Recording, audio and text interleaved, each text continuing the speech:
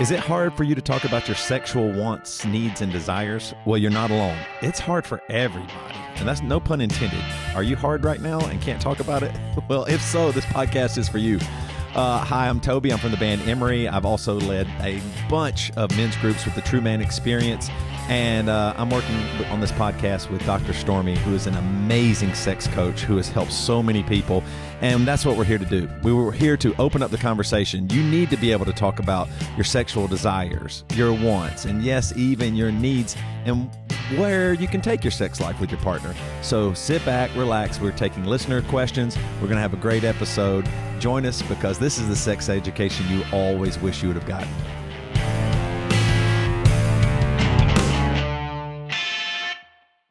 All right, Sex 101 is back. How are you doing, Stormy?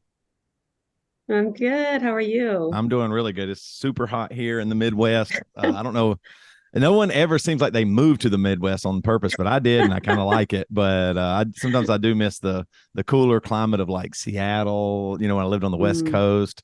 The South was hot, but I just grew up with that. This heat feels a little different this year or something like that. But Midwest is hot and humid. For I sure. know. Before we get started, you have something. I'm a Midwesterner at heart, though. That's true. So I really That's true. You're from Michigan. I'm from Michigan. So. But you moved away. I did. Yeah. You have something really going on.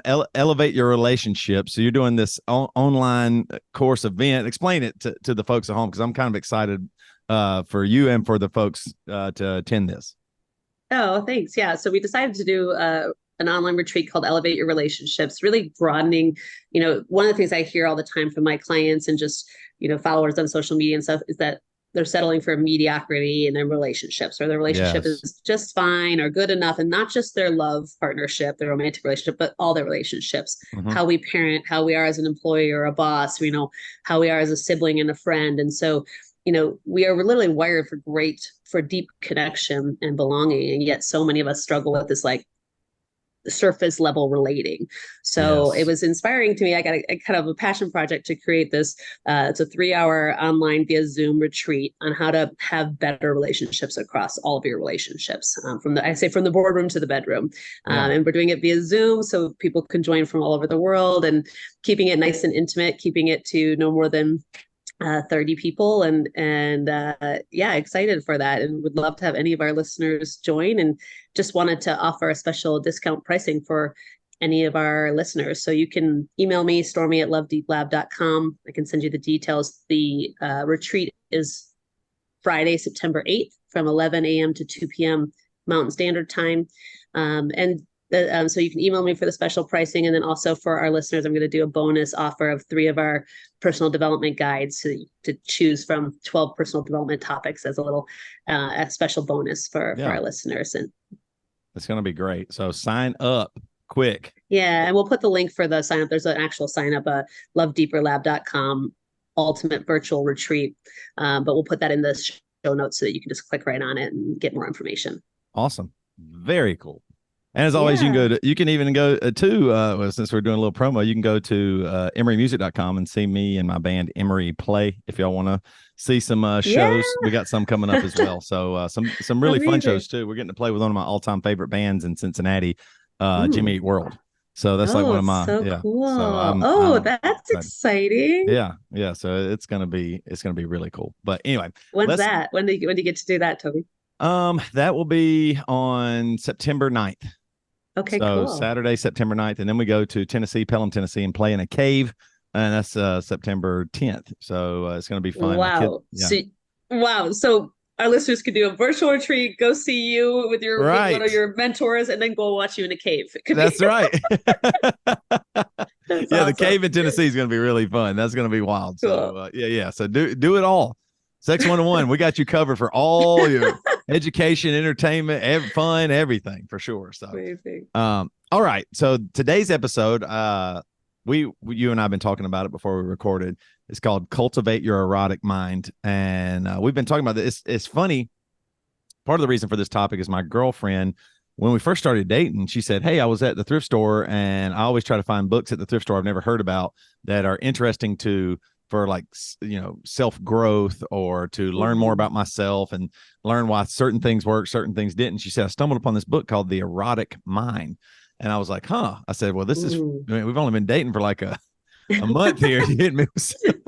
I said, what is happening here? How well do I know? But the book is awesome. Actually, it's really good. And so I thought today, I thought this is a good topic. I talked about it. I think it would be really interesting to talk about our erotic mind, because oftentimes I think it gets, stigmatized, or erotic is just for ladies, or, the erotic mind is, or the erotic mind of men is just gross. It's just about penetration and porn. And so, so I think you're going to help a lot of folks today to cultivate that erotic mind, because it can be really healthy. Yeah, totally. I love this topic, right? Because like we've said about many things on Sex 101 podcast, is that we tend to be really myopic about how we have no idea what eroticism is, and you're like, erotic what? Or or we think it is only about penetrative sex, and it's so much more broad than that. So this really is an invitation, and we're going to give you 4 different strategies to cultivate your own erotic energy, your own erotic mind, but really to broaden that and to have it be, a part of your practice. Like it really, it really is, to me, I experience eroticism, my own eroticism, as being literally just turned on by life itself, like turned on by life, right? Where you're like, oh, this is like, I have this little shimmy I do when I'm eating fabulous chocolate, and my son like always teased it. It's like this little, like, it's like delighting me from the inside out, right? And so that to me is like erotic. Like I'm eating chocolate. I'm not having sex. I'm eating chocolate, and it's very erotic, right? It has to be really good chocolate, Right. but like, so. I wanted to start with our listeners. If you don't know Esther Perel, she's one of my I just love everything this woman puts out. But she is definitely one of the leaders on eroticism. So I'm actually going to start sharing a quote of hers, actually 2 quotes of hers that I love, and she's amazing. All of her YouTube videos. So definitely look up Esther Perel. But she says eroticism is not sex per se, but the qualities of vitality, curiosity, and spontaneity that make us feel alive. So I love that, right? That's how much broader that is. And then one of my other quotes, she says, eroticism is sexuality transformed by the human imagination. Okay, so it is way bigger than sex. It's sex meets our imagination, meets our creativity, meets our playfulness, meets our curiosity. So I really love that. I wanted to start with sharing those quotes from her. The definition of eroticism is something that can arouse sexual excitement or sexual feelings, right? So that's the definition of eroticism, but we want to invite you to have a bigger definition of it, a bigger experience of it. Yeah, I love that. Yeah, I think we diminish what it means. Like, I think especially in this, our listeners know I grew up in Christian culture, and anything erotic, anything sexual was just, totally pressed down. Don't keep that away. Let's don't talk about it. One day when you get married, you'll figure it out, but that's about it. And in a lot of ways, it really screwed me up, because I had all these thoughts and questions, and it made it seem that always, sex or even erotic thoughts were, sin, were wrong. And so as opposed to me really thoughtfully taking those in and figuring out what I actually really believed and what was good, what was healthy from that. I didn't even get an opportunity to take away what was healthy. So I think you're right. A lot of times we make it so small. We make sex so small. It's just the act. You talk about that all the time, that the brain is the biggest sex organ. And I think we really miss the mark sometimes when we allow people to, because we are sexual beings. Absolutely. All of us, none of us would exist without sexual energy. Right. The whole human race would cease to exist. Right. Right. 100%. Yeah. And and I love that. I love that reflection too, because I've said this before, but I feel like sex is one of there's a few subjects, but one of the few subjects that we are hyper obsessed and hyper repressed about at the same time. And how confusing is that, right? So eroticism and cultivating your own erotic energy is a beautiful exploration of your own sexuality, of your own sexual energy, right? We are all sexual beings. So when we begin to practice eroticism, we become more alive. We become more vibrant, more passionate, more powerful. Like think of someone in your life that you've thought was maybe it's just a friend, but someone you're like, wow, that is a sexy person. Part of that is that they are very in touch with their erotic energy. Right. You can literally feel it, right? That doesn't mean that you're going to have sex with them or you even want to have sex with them. It's this sort of pulsating, alive, vibrant energy. I totally know what you mean. When you come across somebody like that, you're right. It is not just that, oh, I'm going to get laid. That's not really the feeling you have. You actually have, you're right, some kind of life or connection. It's a warmth. It's a feeling of, oh man, this person I'm attracted to them. And that's in lots of ways. It's not, you know what Exactly. I mean? And that goes with all relationships, friendships, that sexual energy happens between males and males. I mean, straight males and straight females and females. Yeah, There's an energy there that's really healthy. Yeah. So just some questions, some sort of, to get you guys musing who are listening or watching is to begin to cultivate, we're going to get into some specific ways in a moment, but some of the questions that I like, as I was like doing my own thinking about this and research on this is, how do you feel turned on or turned off? Right. So what turns you on? What turns you off? Most of us haven't even really given that much thought. So journal about it, go for a walk, meditate about it, pray about it, whatever it is. How do you feel turned on? And how do you feel turned off, right? What makes you feel turned on, turned off, but also like, how does your body feel like when it's turned on versus turned off? Like for me, turned on is like outward and alive and ecstatic. Yeah. Turned off is like contracted and shut down and small, right? So just thinking about that, another question is, how do you tap into your desires? Do you even know what your desires are? We have had episodes on desires and understanding your desires, but what are your desires and how in touch are you with them? Because desires get a bum rap. It's like, oh, let's be, super altruistic and, toxically selfless and all these things. And, just so we don't claim and own our desires. And part of your eroticism is claiming and owning your desires, which again, might be like, I want a really good piece of chocolate. It might not be, I want to have sex, right?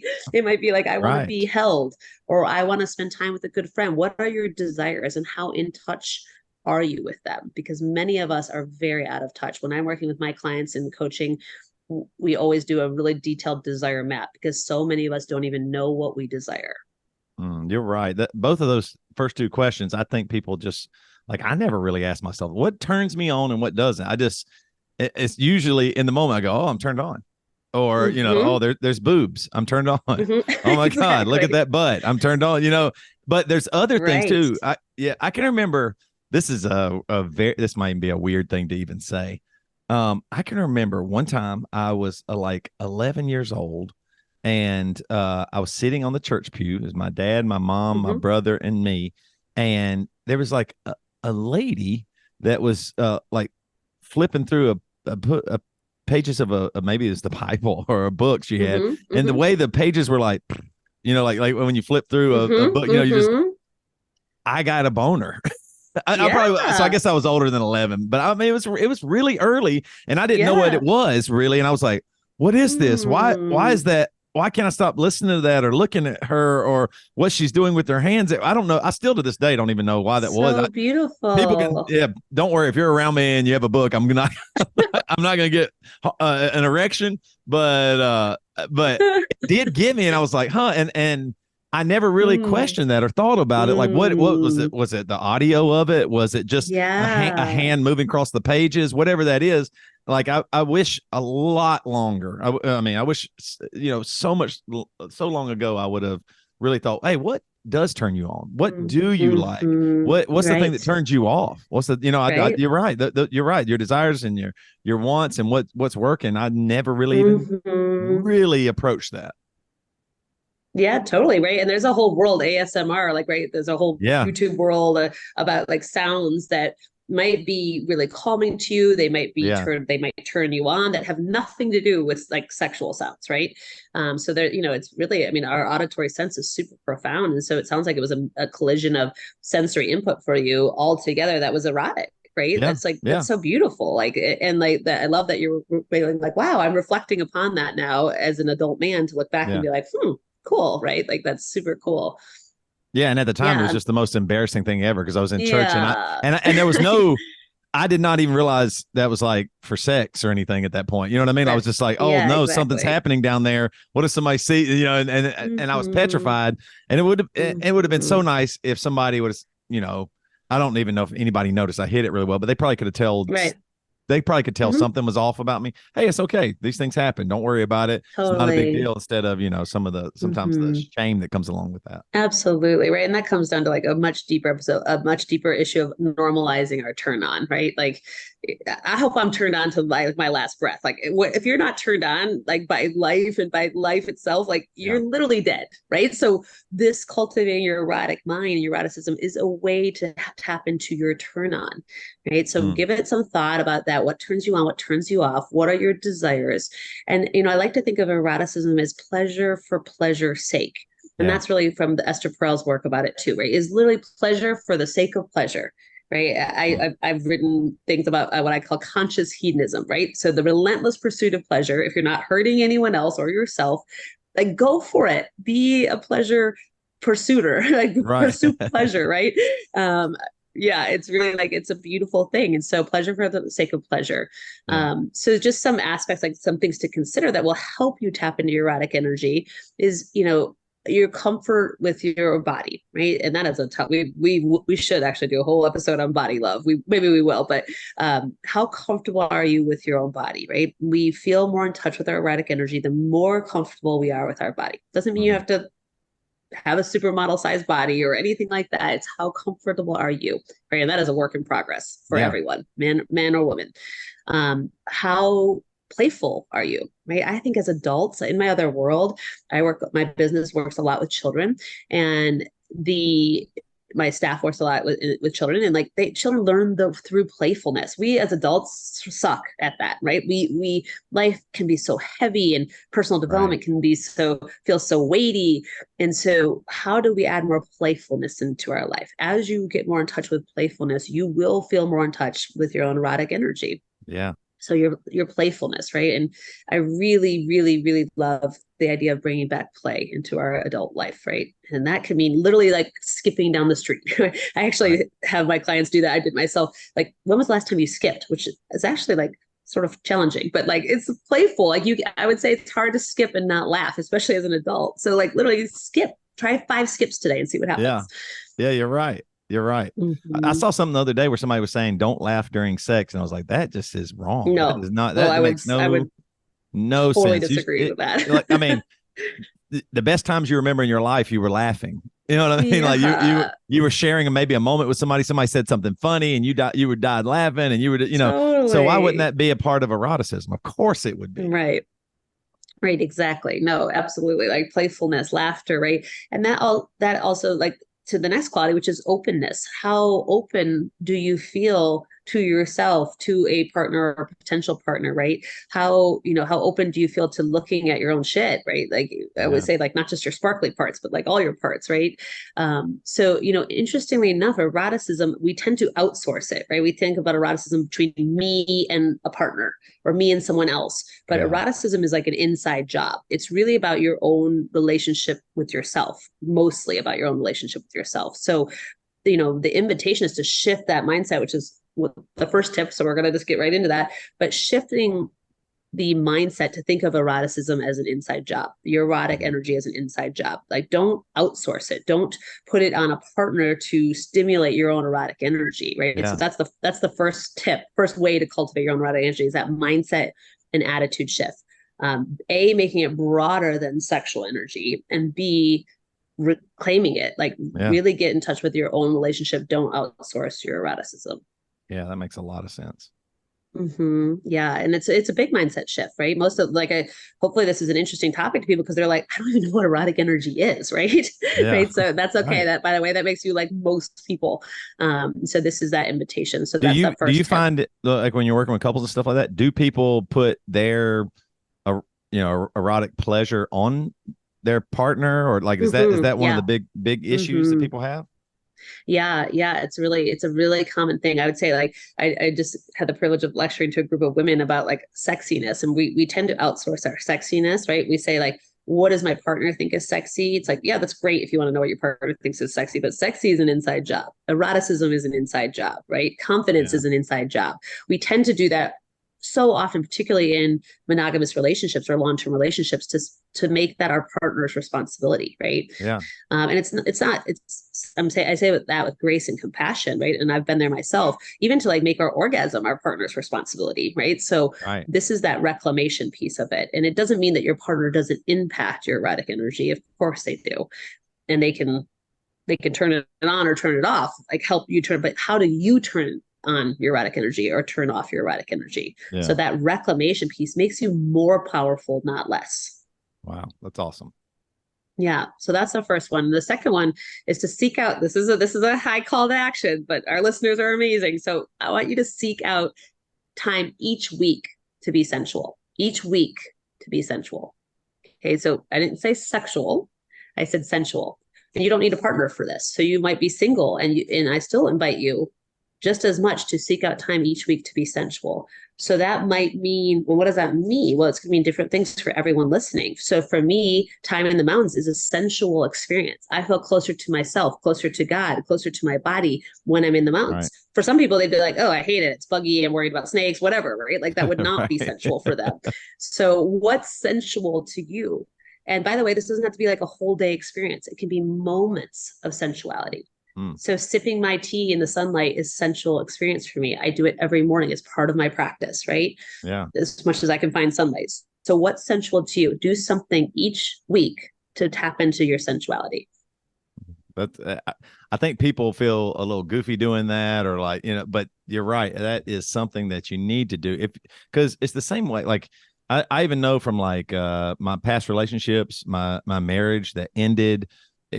It sounds cliche to say, but if you don't put in time outside of just living it, then it's not going to work, or it's going to get worse and worse. Same way as if you don't stay on top of car maintenance, if you don't change the oil, Right. if you don't, you know what I mean? If you don't clean your house, it will get dirty if you don't put in the time. And so opening that door for yourself, and that leads all the way back to your first point too. When you do that, you realize what you actually do like, who you are, what you want, what you don't want. Right. And I would say, just to normalize that, most people have no idea what makes them feel sensual or how they tap into their sensuality. And sensuality is a big part of eroticism, right? So, just to kind of break it down a little further on that, because by the way, men and women struggle with this, in my opinion, equally. Differently, but equally, right? So, like you said, some men might be like, oh, that's kind of woo-woo, right? So the question is simply, what feels good to you? What feels good to you? It might be a sensory. It might be like the sun on my face, or my hair on my neck, or a warm shower, or sipping an ice cold beer, right? Like you can get as creative as you want. What feels good to you? All right. That is great. Mm-hmm. So that's the second tip. And then the two more. The third tip is to refocus on your own passions, right? So again, this is that turning it inward, refocus on your own passion. What makes you feel alive? What lights you up? What makes you feel playful? What makes you feel curious? Okay. You can absolutely invite your partner to join you in on your passions, but don't forego your passions for your partner. That is literally like, no, don't do that. As a relationship coach, I say, don't do that. Okay. So get back in touch with your passions. So what makes you feel alive, playful, curious, and just do some of that. Yeah. Yeah. Okay. I was just going to say, once again, I think you're right. Like you might need to just step into something that feels a little uncomfortable first, so that future you is going to really be so appreciative of that. Totally. I Right. had a retreat leader that I went on a social experiment retreat with, and he called it fun comfortable. So he's like, what makes you feel fun comfortable? Because it's kind of like, oh, it's a little nerve wracking, but I feel really excited and alive, and like even a little giddy. Like that's a great place to be when it comes to personal growth and development, right? It's not going to feel comfortable. It shouldn't feel comfortable. We have a faulty wiring because of how our brains wire. If it's uncomfortable, we're like, oh, it's bad. No, sometimes uncomfortable is perfectly good.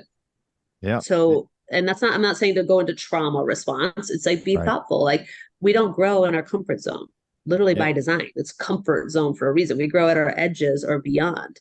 So this is a gentle way to like get curious about that. Yeah. 100%. You're right.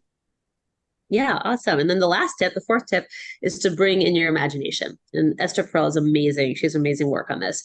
But she talks about the power of fantasy. So it's not necessarily, by the way, a wish. We've talked about this in our episodes that we've done on fantasy, like more of sexual fantasy. But sometimes fantasy is just that. You want to keep in the fantasy. You have no desire to make it a reality, but it's very scintillating and erotic and sensual in fantasy. So that's beautiful, right? So and this, your fantasies, this might be more talking about the sensuality and sexuality, but what are your fantasies? How comfortable are you with your own fantasies?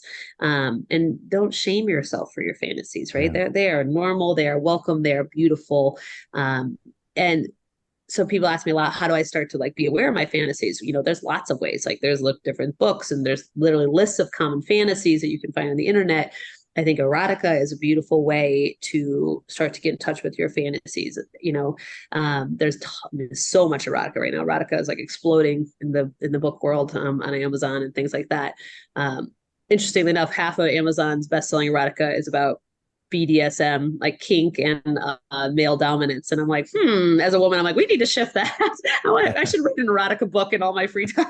but it is, the reason for that is power dynamics, right? So many people, men and women, find power dynamics erotic. So just start to be curious. What are your fantasies? How comfortable are you with your fantasies? And so that's kind of another way to begin to tap into your erotic energy. That is awesome. So I think here where we're landing is you like you said a minute ago. I like that phrase, fun, comfortable. I think you're going to step in if you're out there and you're feeling like you don't like. I think it's really probably more, and I'm sure you experience this, Stormy, when you're working with clients.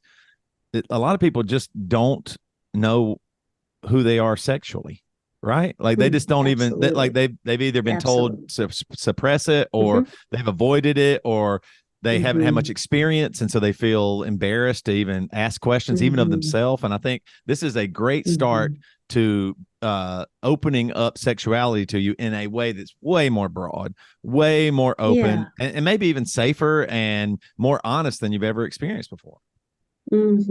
Yeah, well said, right? It's a beautiful foray into your own sexual energy, into your own erotic energy, and when I work with myself and my clients on sexual energy, it's not just to put into sex, right? Your erotic energy, your sexual energy is about so much more than sex, right? It is your life force energy. It's when you're like, I feel so alive, right? I feel so vibrant and passionate, right? And so many of us, heartbreakingly, are walking through life very numb, right? And I don't just mean from trauma numb. I mean, just numb to the joys, numb, and what's one interesting that just popped in my head is like, we're not evolved enough to just numb to bad things, right? When we numb to the whole spectrum. We numb to joy and bliss and orgasm and ecstasy just as much as we numb to hard things. Yeah, you're exactly right. And when you're turned on, you do feel something unique, something special. You do feel a little alive or a little awake. You don't feel that numbness. You feel maybe even some tingling or some excitement or something. Absolutely. You know what I mean? And I think we let life sometimes, our responsibilities and the state of the world. I know there's a lot going on in our lives and in this world today. But it's a great way to find some life again that maybe you thought wasn't there. So this has been great, Stormy. It's time to Stump Stormy.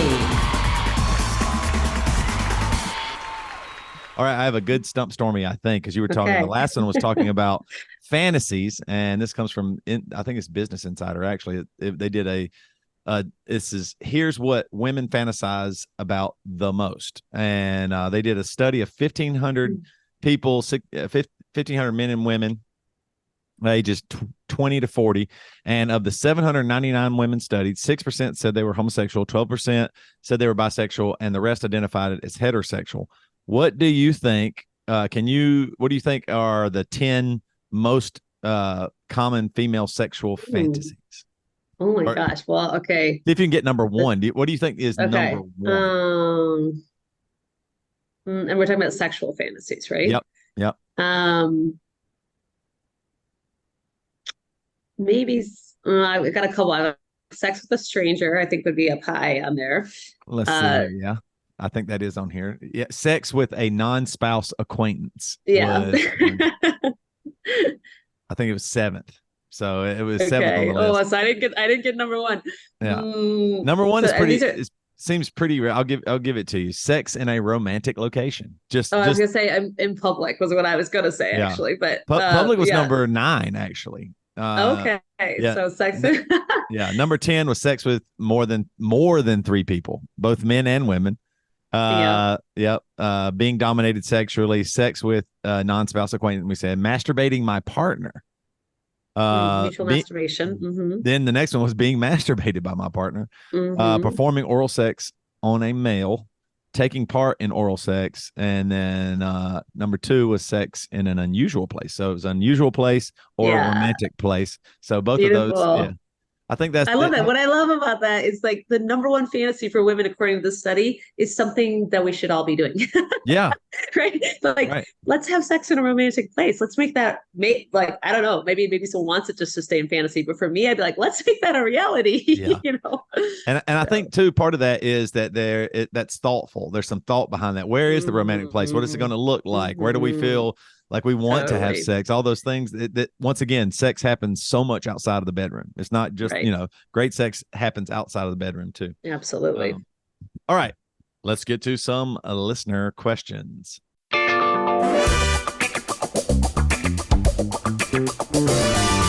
Have a question? We've got answers. Here's this week's listener question. Before we do this too, we have to start doing t-shirts. A little earlier when you said, Errata, what? I was like, that has to be on a t-shirt. I was like, we have to start having Sex 101 t-shirts for sure. Oh, we're having merchant development. I was like, I would wear a shirt that said Errata what? People are like, what does that mean? Well, let me tell you about this podcast. Wink, I know. wink. Yeah. All right, listener questions. Okay. This comes from Vanilla Ice Cream. Sex with my girlfriend is pretty bad. We've been dating for 6 months, and I really like her, but we just don't seem to connect well physically. I tried dropping some hints, but it's not improving. Is this worth breaking up over? Yeah, I mean, so I'm just going to start off with the punch. Yes, it could be worth breaking up for if compatibility is truly not there. But what I would say is, I don't know the whole detail of your question, but from what you share in the question, definitely try some of these things first, right? Because don't go right to break up, right? But yeah, incompatibility can be a factor that's worth considering, but try the following first. So one is to get curious about, is it the attraction and chemistry that's not there? Like, do you feel attracted to your partner? Does she feel attracted to you? Is there chemistry there? So that may or may not be a factor. And then is it the like logistical, how you guys jive together during sexy time, right? So getting clear about what is the challenge, what is the problem will help you gain some clarity on it. Okay. So that would be the first thing. The second thing I thought about is, you said you dropped hints. I am a big fan of get rid of the hints and go with full communication. Okay. Yeah. So tenderly, because it is a tender subject. You don't know how your partner, particularly a new partner, will respond, but talk about what you want to create in bed, what kind of sex you want to be having, not what you're not having, but what you want to create. And then also what she wants to create, what bring curiosity to what she likes. I always recommend like a tool, like I have a wants, wills, won'ts list that's very sexy and broad. You can email me for that, but there's tons of tools. Find out what you're interested in bed and what your partner is interested in bed, and have that conversation and leave the hints behind, because hints are just hints. Hints can be missed. They can be misinterpreted. They probably will be misinterpreted. Yeah. So, and then the other thing I was thinking is you have an opportunity here to lead, right? As doesn't matter male or female, but you in this case are the male in this relationship. Lead into the kind of sex you want to be having and the sexual experiences you want to be having. So lead with feedback, verbal feedback, physical feedback, asking questions, really paying attention to her nonverbal cues. So you you both are in this together to create fabulous sex. And most of us don't just start off having fabulous sex. We learn to be fabulous lovers. So that's what those would be my things, and then, yeah, I think incompatibility is a possible deal breaker, but it sounds like there's some other steps that can be done first. Yep, you're right. Once again, it's about communication and being honest. And I think it even goes back to the topic today, knowing what you want. It is worth breaking up for lots of reasons. You might not see, you might not have the same, you can stay together and have totally different political views, or that might actually be worth breaking up over. There's some things that you can stand. And so sex is one component of your life. And if it is something that really is causing unhappiness, or you're not connecting in the way you want, it is something to really think about. But also try everything you can, like Stormy was saying, be honest, be upfront, because you never know what some thoughtfully worded things can do for your relationship. Okay. I know it's acting. This is our next listener. I know it's acting and fantasy, but are porn stars doing sex more correctly than us regular folks? Should we copy them in the bedroom? And this comes from A Star Is Porn. So no, porn is not real. Okay, right? Like you mentioned, porn is fantasy and production. But also, as a sex and intimacy coach, porn is very much through the male lens, unless you're looking at like ethical porn or female forward porn, which we've talked about before. But most porn, mainstream porn, is very much through the male lens. So that is not what a woman in pleasure looks like or sounds like or is like. Okay. But that's not good or bad. I'm not into like judging porn good or bad, or, it's more of like harder and faster is not the key to pleasure for most female bodies. We've talked about the orgasm gap or the pleasure gap. Most women need more than fast and furious penetration. And most women, the vast majority, like 80%, don't orgasm from penetration alone, right? So that's not shown in porn, right? Porn often is higher, harder, faster, furious, right? But I will say, like, if you think about the fact that half of men report statistically using porn to learn how to be good lovers. Like they learn it for sex education. Well, I'm biased. I recommend you use the Sex 101 pod to learn sex education. Yeah. But if you're don't use porn for sex education, but you can take aspects from porn that turn you on. What is turning you on and what you're watching? And then you can bring that into your partnership, right? So for example, like if you're seeing a porn scene where they're like changing positions a lot, and you're like, oh, that looks like a fun position. Well, see if your partner's open to that position, right? So that's what I would say about porn. For me, it's not really like good or bad or wrong or right. It's really like, don't use it for sex education. Yeah. Yeah, it really is a fantasy, and it does create some kind of male-centric sexual fantasies that oftentimes then betray you in the bedroom, because it's just not like that. It's just not the way that it's going to go. It's not the way it's always going to work. Sometimes it can be fun and crazy and like that, but I mean, for the most part, too, to me, from what I've learned, because I found porn at a very early age, and then I thought, oh, this is what it's going to be like, and I was like, oh, it's not really like this. It's not. Wait, she didn't show up at the door. I didn't deliver. I delivered a pizza, but there was no sex. Yeah, I actually used to deliver pizza, and that never happened once. Nobody ever came to the door naked. They didn't even give me a tip, much less sex. God. So yeah. So. A tip rather than a tip. Right. Yeah. Right. I mean, that's a great example, right? It is fantasy, but so I think that's the thing that I hear, I hear from a lot of my clients and just, my friends and people I've dated, that like, using it for sex education is just not a great use of it. So if you want to use it for whatever you're using it for, but just know that, for most female body persons, that is not the way to orgasm and bliss. That's not the way to being a fabulous lover. All right. As always, send in your listener questions to us. You can email Stormy at lovedeeplab.com. You can email me too at Toby at marriagesupply.com. You can follow Stormy on Instagram at DocStormy1, or her TikTok, which is always really fun and entertaining, Touchy Subjects with 3 S's. And you can follow Marriage Supply at the.marriage.supply. And remember what we were talking about at the beginning, elevate your relationships. They need to go there too and sign up now, right? Yeah, exactly. It's coming up on September 8th. So I'd love to have you all. You can email me, check the link in the show notes for your special listener pricing. All right. And remember, as always, knowledge is power. Sex is power. And the world needs more of both.